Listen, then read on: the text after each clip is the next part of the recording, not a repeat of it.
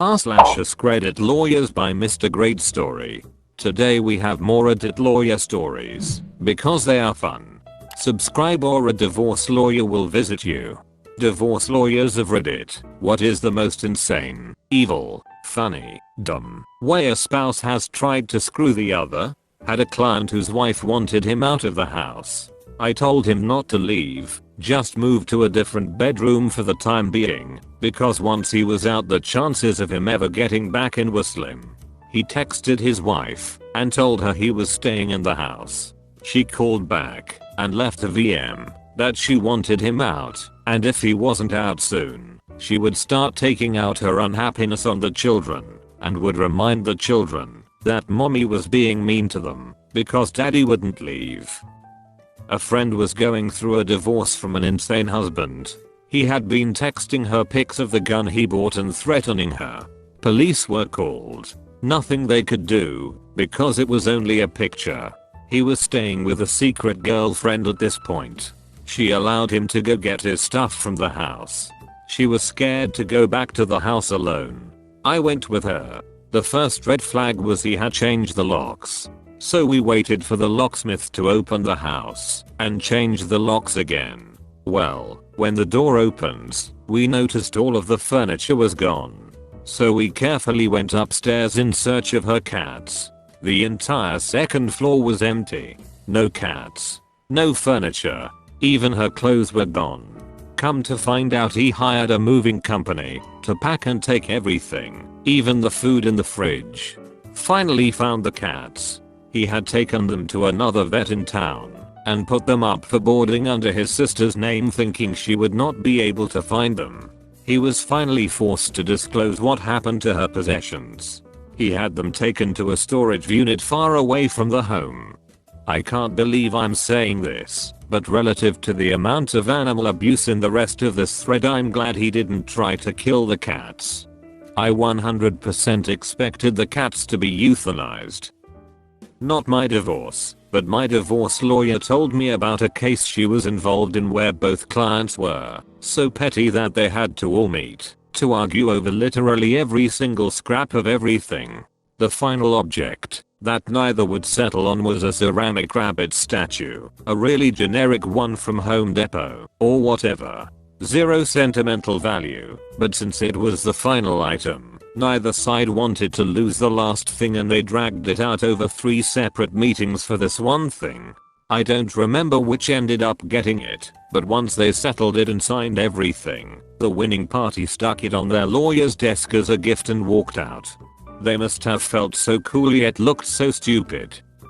Not my case, but during my first year of law school, lawyers from different practices came to give us a peek behind the curtain of different areas.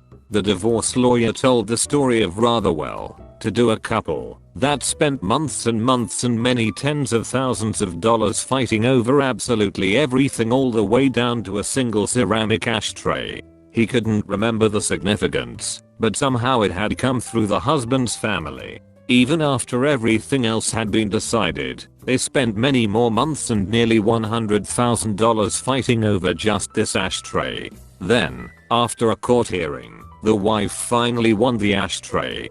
She promptly strode out to the white courthouse steps and smashed the ceramic ashtray. Left the pieces all over for the husband to see on his way out. Decided that day I would not be a divorce lawyer. TL. Drive. Spent $100K to win an ashtray only to smash it in spite. I didn't handle the divorce. I handled parts of the aftermath. In the divorce, she went AWOL, was living in a truck somewhere, and just couldn't handle it mentally. He gave her 5 of his 9 companies. They were the ones that owed 7 figures in payroll taxes. He had made her the bookkeeper on paper. She spent decades trying to shake the ice for the results. I'll but work in the court system.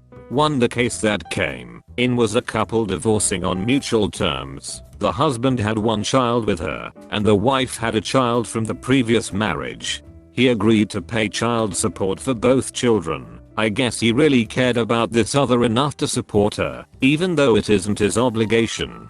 Judge signs the order. They go to set up the child support account, and it gets kicked back saying you can't have 2 accounts for 1 child.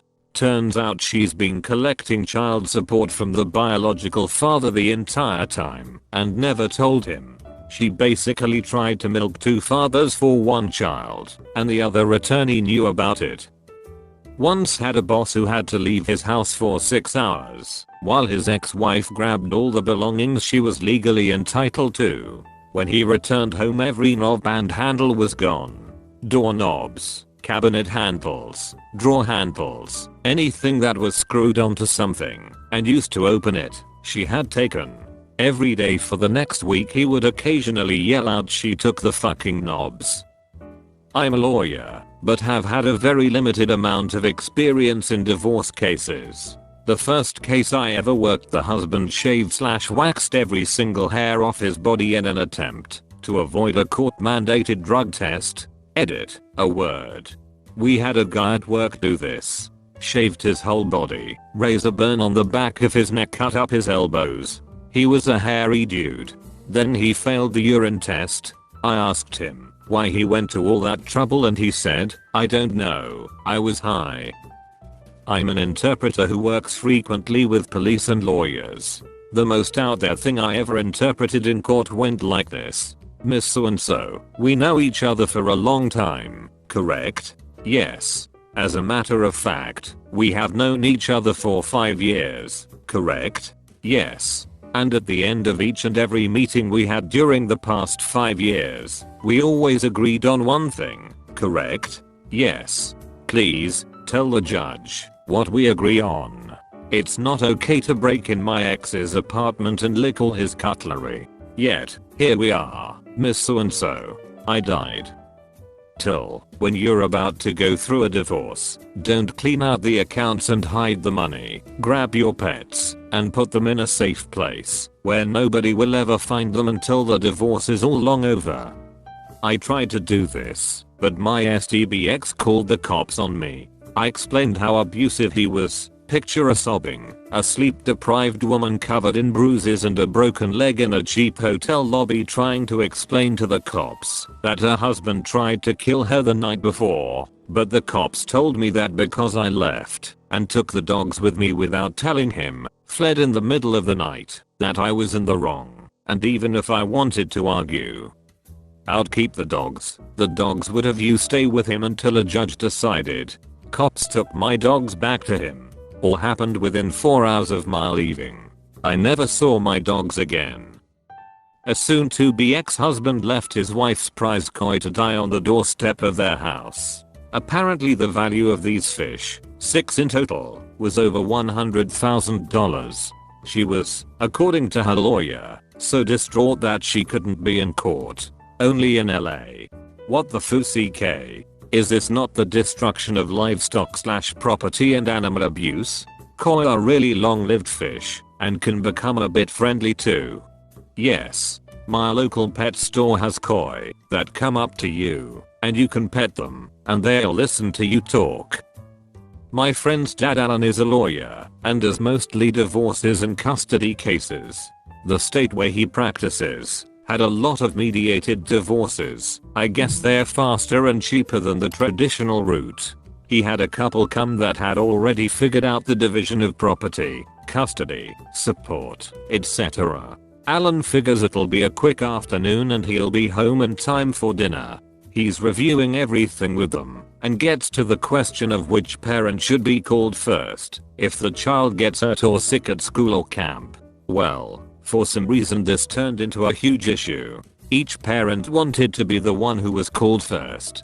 The couple argued for an hour, for which Alan was being paid hundreds of dollars. After an hour, Alan suggested that they split, take a break, collect themselves and start discussions anew on another day or maybe talk about it on their own, and come see Alan when they figured it out.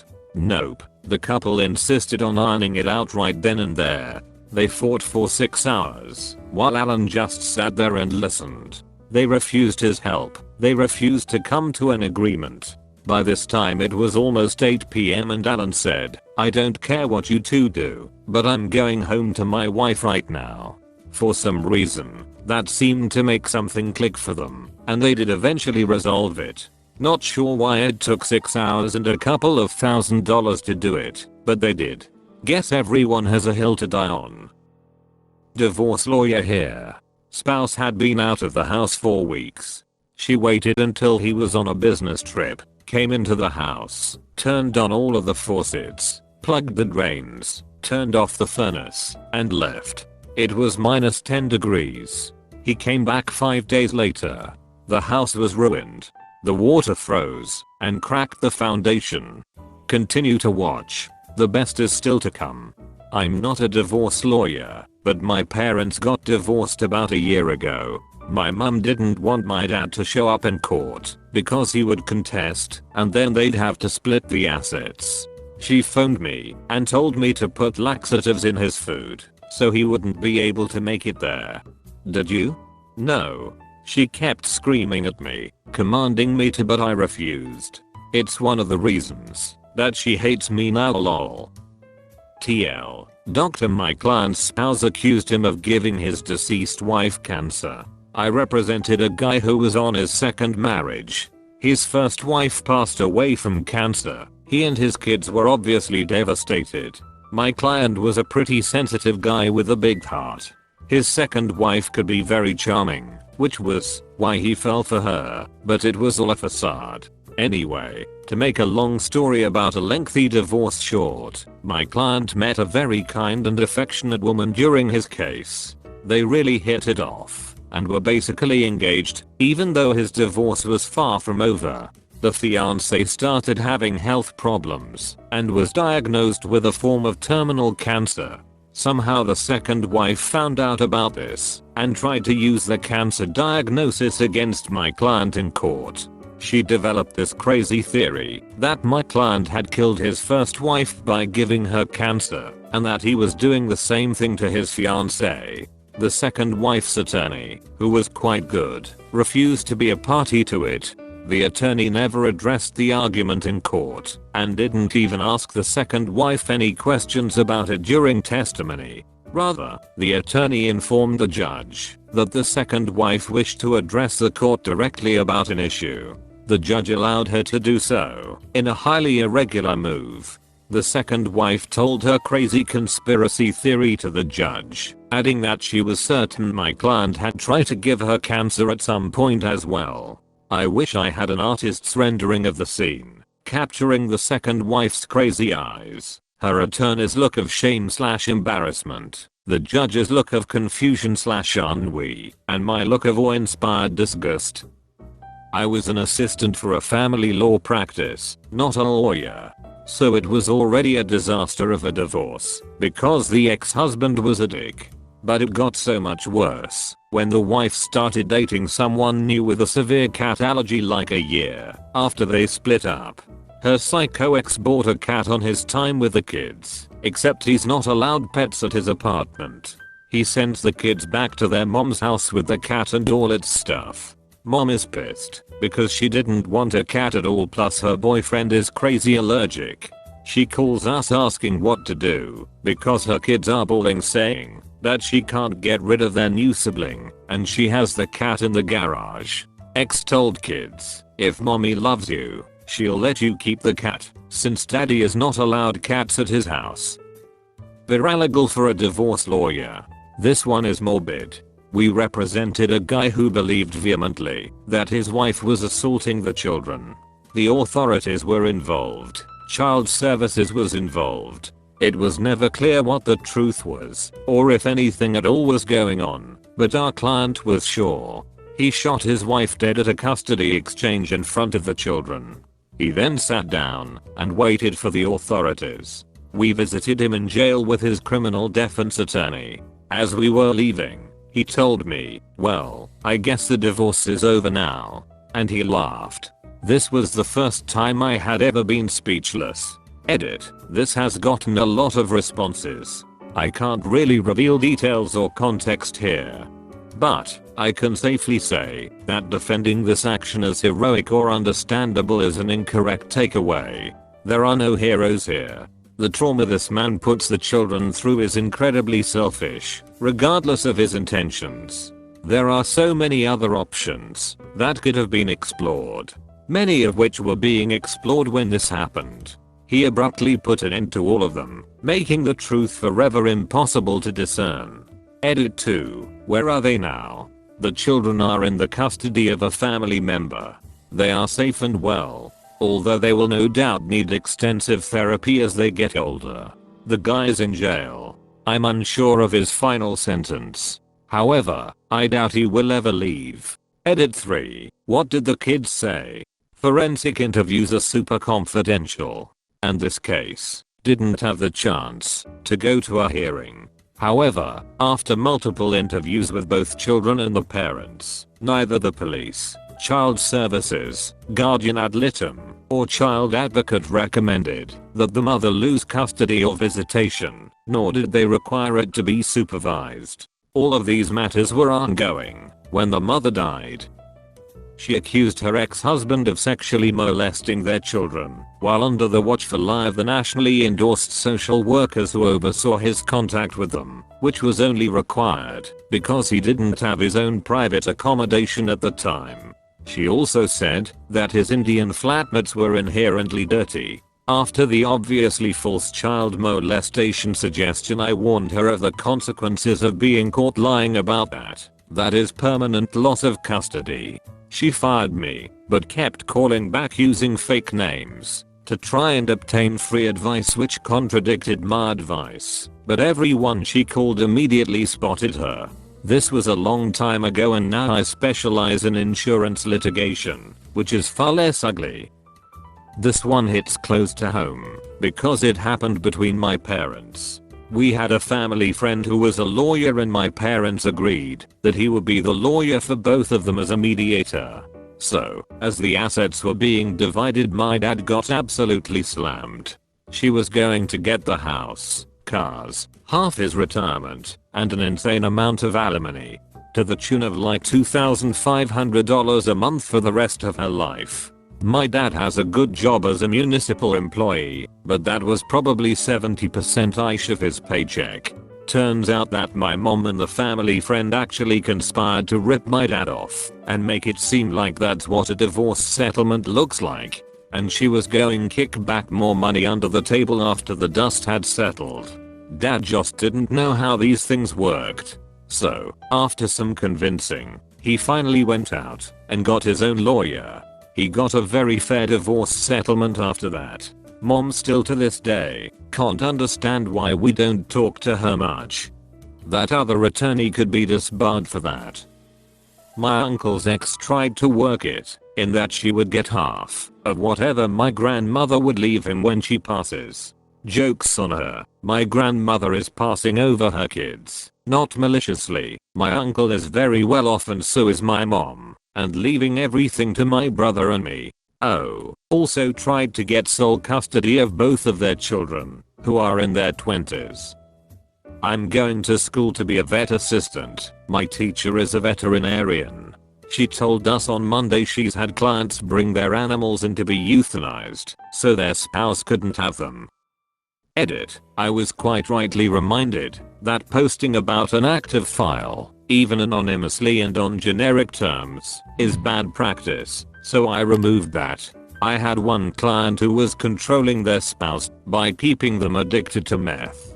I fired them. My boss had a client who, well after we fired them, set themselves and their child on fire, rather than give up custody. A few people have asked if the above was a specific case. I'm ethically prohibited from confirming or denying, but this is sadly not a very unique event. There are lots of reported and unreported instances. None of these are that funny. I apologize. So here's my funny story. On the stand, my client and the other lawyer's client each spent about an hour saying I'm not lying, they're lying, then calling the other a bitch, asshole, goof, you name it. Often using that phrase exactly. At one point one of them was cautioned by the judge for swearing and said, "Fuck, sorry." The judge decided they were both not credible. Former divorce lawyer. Not so much insane, but unfortunately common, accusing former spouse of molesting the children in domestic violence to retain full custody and get a restraining order to force spouse out of the marital home. This sets the new status quo for custody, which judges are reluctant to disrupt considerably down the road. Takes months if not years for an accused spouse to prove his innocence, and CPS will often find evidence where none exists if accusing party is a good enough manipulator/actor. Pretty horrendous long-term outcome for all parties. Kids are brainwashed against estranged parents when young. Later they often grow to resent the accusing parent for poisoning their relationship with an estranged parent. Kids often grow up with a multitude of mental health issues. Probably one of the worst things a person can do to their children, or to win against their former spouse.